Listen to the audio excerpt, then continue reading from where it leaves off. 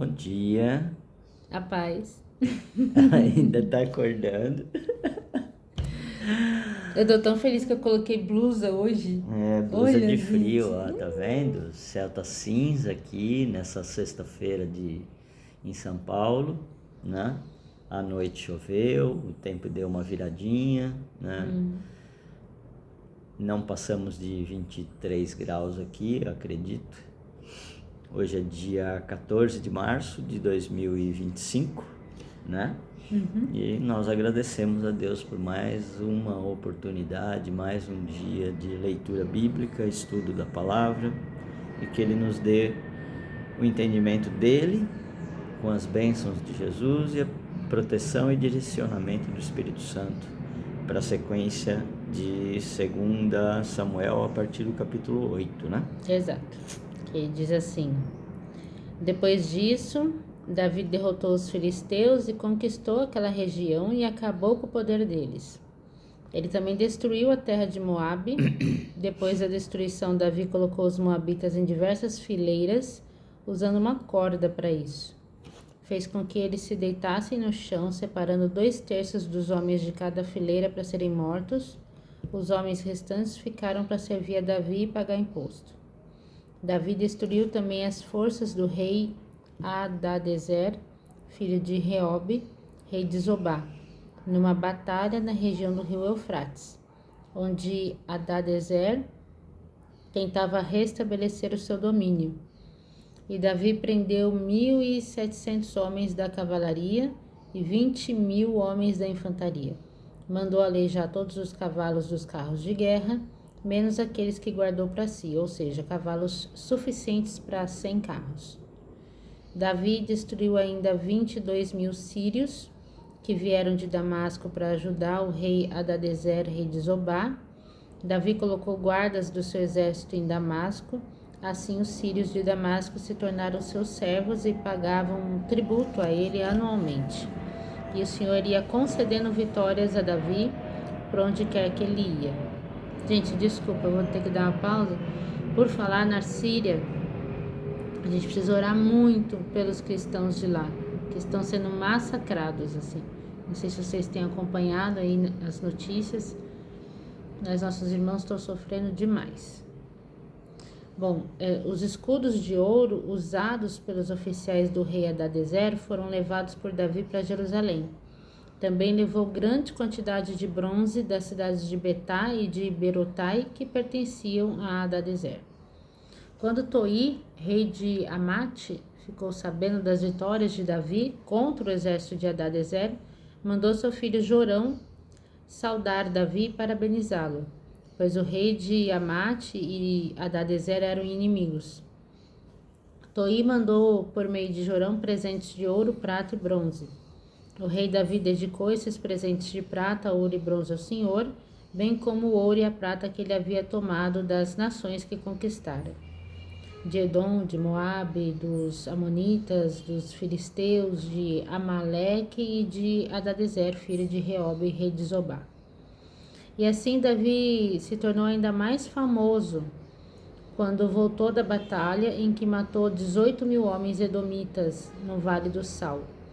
Em Edom também colocou guardas do seu exército, obrigando toda a nação de Edom a pagar impostos a Israel.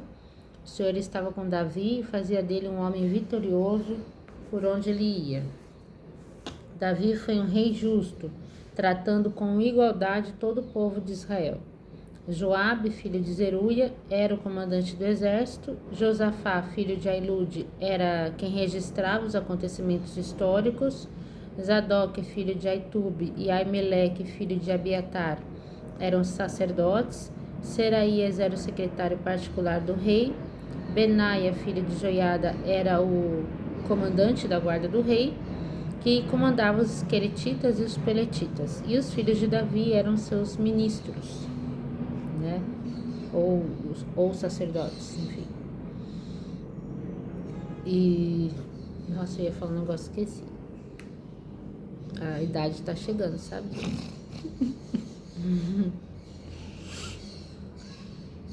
Bom, então depois que Deus faz a promessa a Davi, né, de que ele teria uma dinastia,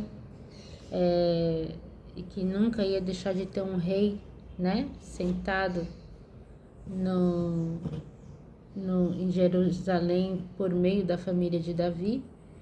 E ele ficou assim realmente muito lisonjeado, honrado com isso.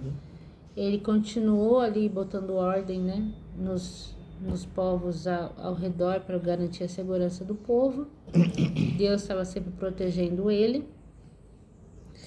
E amanhã a gente vai chegar lá para o capítulo 9, a partir do capítulo 9. Então, essa é a mensagem de hoje, né? Que fica, lembrando que hoje é sexta-feira. Como... Lembrei. Fala. É porque a gente vive num país muito abençoado em relação às religiões como um todo, né? Que as pessoas são livres para poder expressar a sua fé. Apesar de publicamente ter ali uma alfinetada ou outra, mas do ponto de vista das palavras, do que da força do Estado contra, ou da força de grupos terroristas contra determinada religião, né? Hoje em dia a gente sente que isso daí não é assim 100% de verdade, porque tem perseguições nas entrelinhas, né? Mas muito melhor que em outros países. Então, assim, quando a gente tenta imaginar o que é você ser cristão, igual eu tava vendo um vídeo hoje, às vezes eu não gosto de ver não, mas aparece e daí não tem como, né, desver. Alguns homens que foram pegos lá, eles estavam com a boca costurada, sabe? Então, imaginar você ter que passar por isso só por estar defendendo a sua fé e falar, não, eu não vou deixar de dizer que eu sou cristão, que eu amo Jesus, Cristo. Entendeu? Eu creio que todos nós em algum momento vamos passar por isso, porque nós estamos no fim dos tempos, sabe? Isso pode vir a acontecer. Mas enquanto isso não acontece e a gente puder falar o máximo possível de Jesus para as pessoas, e a gente tem essa ferramenta aqui que é a internet, todo mundo tem um celular na mão. Enquanto a gente consegue, né? Exato, vamos fazer, sabe? Quando a gente começou a gravar os vídeos, tinham poucos meses da nossa conversão, para falar a verdade, sabe? E a gente foi muito criticado, porque como é que vocês querem ensinar alguma coisa se vocês acabaram de se converter, que não sei o quê? A gente nunca quis ensinar nada, a gente só queria sentar aqui e ler a Bíblia. Por quê? Porque muita gente não consegue parar para ficar lendo, e às vezes nem entende muito bem assim, o significado das palavras. Mas a pessoa consegue escutar enquanto está no trânsito, enquanto está fazendo alguma atividade, né? E aquilo que a gente puder meio que traduzir para melhorar o entendimento, a gente faz. O que está dentro da nossa compreensão, aquilo que Deus permite. Fora que isso também foi uma ordenança do Pai. Exato. E quando ele falou para a gente fazer isso, que era uma coisa simples, que é só ler a Bíblia para as pessoas, né? Já deu uma tremedeira. Nossa! Nossa, porque é muita responsabilidade, né? É a palavra dele, né? Falar da sua profissão é uma coisa, agora falar de Deus, da palavra dele, de Jesus, do Espírito Santo, de tudo que envolve isso, que é muito profundo, é a criação. Você está comprometendo a salvação de alguém se você fala uma besteira, né? Então, eu passei a vida como professor, o Ralph sendo vendedor. A gente não tem problema em falar, né? Mas quando veio a ordem dele para ler a palavra dele, só ler, a gente já, sabe, tremeu na base, mas tinha que fazer. E pedimos muitas confirmações que aconteceram, de várias formas diferentes, por pessoas diferentes que não se conhecem, que nunca tinham escutado nada sobre nós. Né? Então Deus usa sim aqueles que Ele quer usar, no momento que Ele quer usar, para os fins que ele necessita para que seja realizada a obra dele aqui. E lógico, se ele não quiser fazer nada, ele não faz nada, porque tudo vai acontecer e ele vai continuar sendo Deus. Então, se você recebeu uma ordem dele e ainda está aí, ó, regateando, pensa bem, sabe? E obedeça, porque está em tempo, né? Porque quando a gente é chamado a passar uma mensagem e a gente não passa, nós somos corresponsáveis se alguém perder uma oportunidade, entendeu? Eu queria que você procurasse, que você é mais rápida. Qual a passagem de Apocalipse que fala do número? O número... 144 mil? Não. Esses 144 são aqueles que louvam junto com o trono. Mas Deus, ou Jesus, não lembro, eu me bagunço um pouco ainda, mas eu sei que existe em Apocalipse uma passagem que diz: vocês que estão recebendo novas vestes, descansem um pouco mais e aguardem o número... é a parte dos profetas. Isso. O número daqueles que ainda vão morrer por não negar a minha palavra, o meu nome, assim como vocês. Sim, eu sei qual que é. Aqui, ó. Abri direitinho. Apocalipse 6. Capítulo 6, que ele fala. E quando ele quebrou o quinto... Versículo... 9. A partir do 9 aqui. Quando ele quebrou o quinto selo, viu um altar e debaixo dele todas as almas dos que tinham sido mortos como mártires por pregarem a palavra de Deus e por serem fiéis ao seu testemunho. Eles clamavam em voz alta ao Senhor e diziam: ó soberano Senhor, santo e verdadeiro, quanto tempo ainda vai passar antes que o Senhor julgue os povos da terra? Quando vingará o nosso sangue? E foi entregue um manto branco a cada um deles, e lhes disseram que descansassem mais um pouco, até que os outros irmãos deles, irmãos de Jesus, sofressem o martírio na terra e se unissem a eles. Eu estava contemplando quando ele quebrou o sexto selo. Nós estamos no sexto selo agora, gente. Então... né? E houve um grande terremoto, e esse tá para chegar. Segura a bronca que vai vir. E o sol ficou escuro com pano negro, e a lua ficou da cor de sangue. Então parecia que as estrelas do céu estavam caindo sobre a terra, como figos verdes das figueiras sacudidas por ventos fortes. Pensa que João tá descrevendo as coisas aqui da forma que ele entendia tinha de naquele referência tempo. na época, né? E o céu estrelado desapareceu como se tivesse sido enrolado à maneira de um rolo de pergaminho tirado dali. E cada montanha e cada ilha foram removidas dos seus lugares.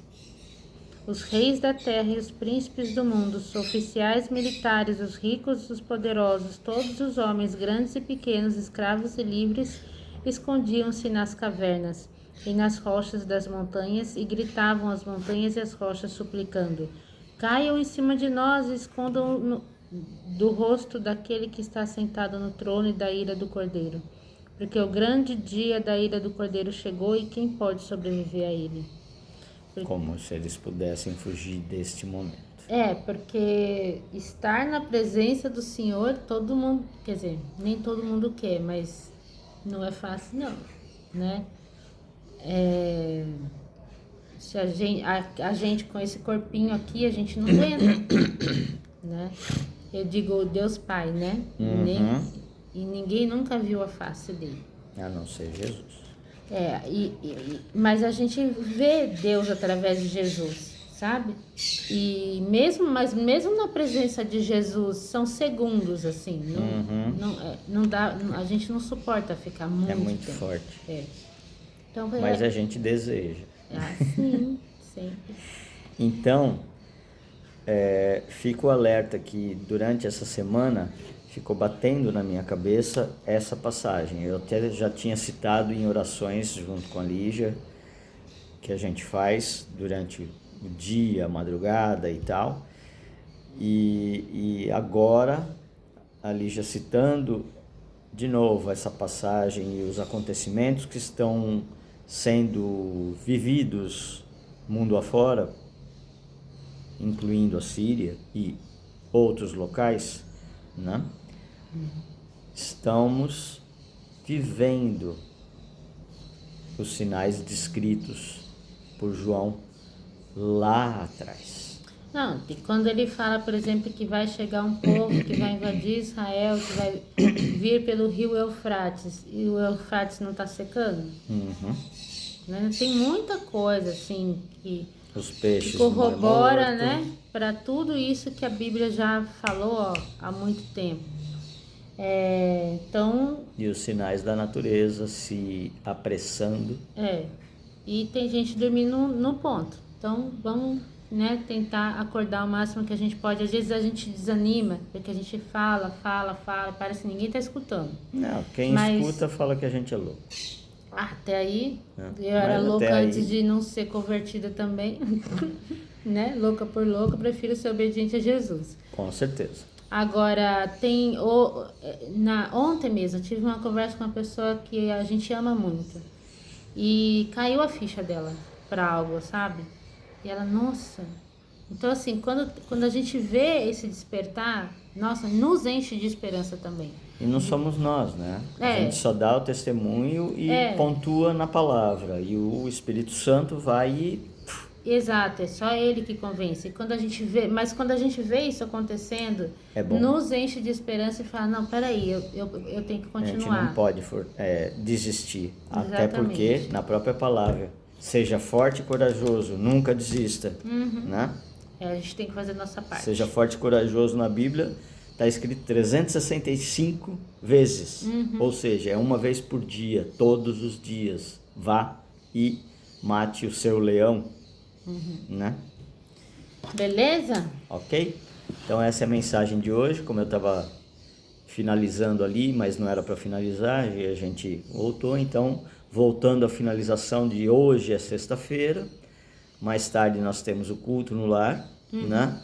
Para a entrada do sábado do Senhor. Aguardem, porque todo sábado ele traz coisas novas. Amém. Fiquem com Deus.